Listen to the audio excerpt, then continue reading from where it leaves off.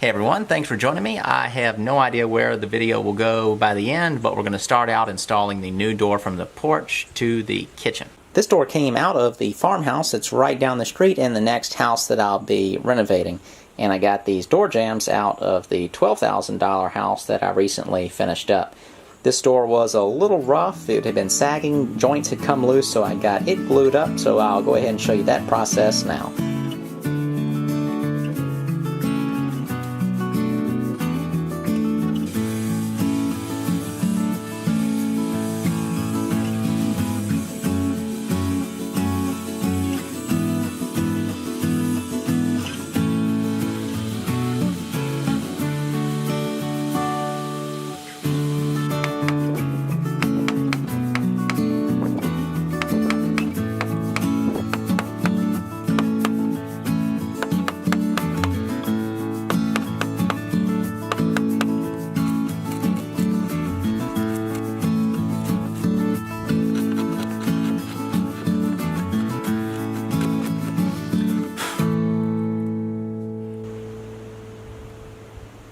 With the door, I've kind of re-glued and re-clamped it back together. All the joints had separated where it was sagging on the hinges, and this door actually came out of that house over there. So I'm reusing it in this house because where this door was in that house, I'm removing the door, and it'll be right inside the other side of the porch going to the kitchen.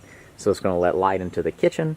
It's a nice looking door, just want to get it fixed. The actual door jambs came out of a different house.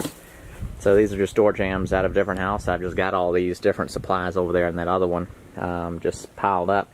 So I'm reusing some of this stuff. So I had to, switching the door from the way it was on this one. So this hinge side will actually be on the striker side of the jamb. And then I'm mortising the jamb on this side. So that'll just get filled in with something. This may seem kind of silly, but I want to put this door... I'm ending up with so much stuff. I want to start using some of these materials and don't want to get rid of the stuff, so I'm just going to put it into this house. That's pretty much it. So it's a way to reuse materials that keeps your actual costs down. Of course, there's more work. Financially speaking, it would probably be better for me just to go buy another door, but I want to reuse this one. The next step is taking that door, the jambs, kind of making it all into one unit and getting it installed into the rough opening.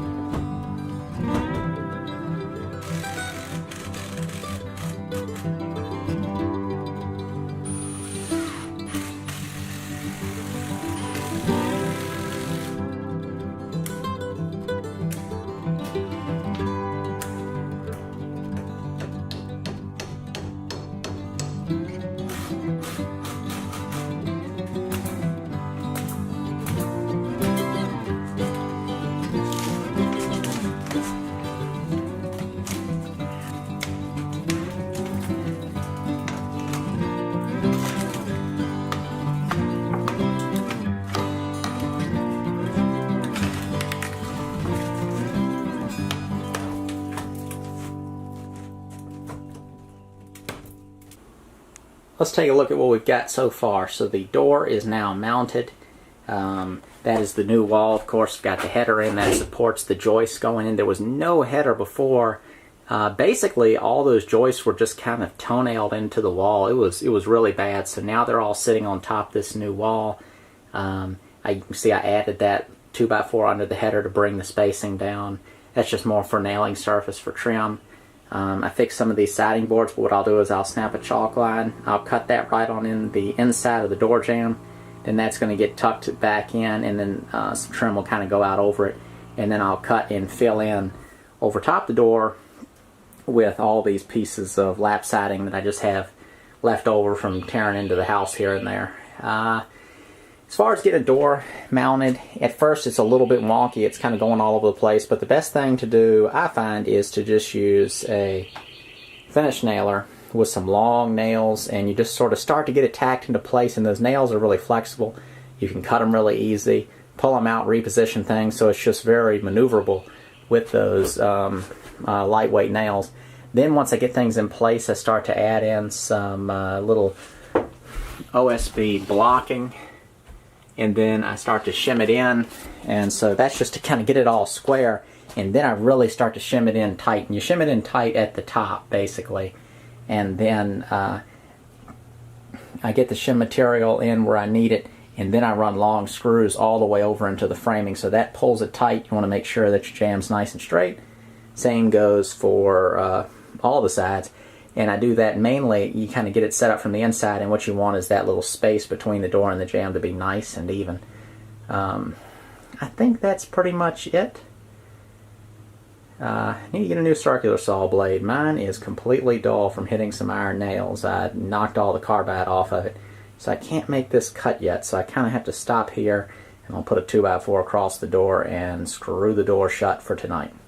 Yesterday I took care of installing this door here from the kitchen to the porch, and today I'm going to get the rough framing done in the bathroom. I decided to have my door swing out since it's a small half bath with a vanity on the left, toilet on the right. If that door swings into the bathroom, it's going to be tight getting in and out of there. Basically, the door would swing into the space that you'd be standing. So that door will swing out in this direction. I'm either going to go with a 28 or a 30-inch door. So as far as that rough opening goes, it's going to be 2 inches wider than the door and 82.5 inches tall. So for a 28-inch door, I need a 30-inch rough opening by 82.5 inches tall. Whenever I frame walls and I'm not sure where the door is going to go later, I just run the 2x4 all the way across, and then I cut the opening where I want it and then finish the framing.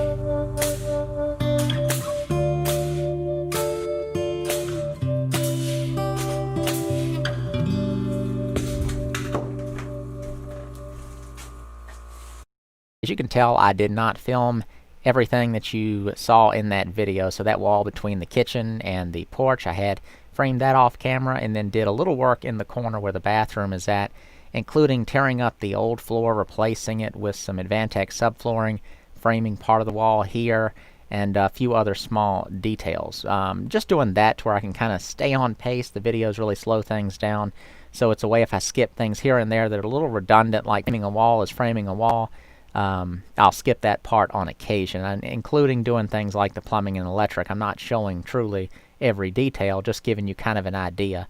But this actually almost brings us up to date on the renovation. After probably 2 or 3 more videos, you'll be caught up with me, and then I think I'm going to change the style of videos to show more of what I'm doing, kind of talk through some projects, parts of the project that is, and then kind of show those details, more of a teaching tool than just look at me, I'm renovating a house. Check out the links below. One is to my ebook on buying cheap houses just like this, and they're not all this rough. I've bought one super cheap, had renters in it. They've been living in it for 3 years. I've also got a link to the new channel where I talk about all of the financial matters of what I'm doing, and then other investing topics will pop up in the future. Please give this video a thumbs up if you are enjoying it, and leave a comment letting me know your suggestions of what I'm doing good, what I'm doing wrong, or whatever else you'd like to say, including questions that may get featured on the new channel. Thanks for watching. See you next time.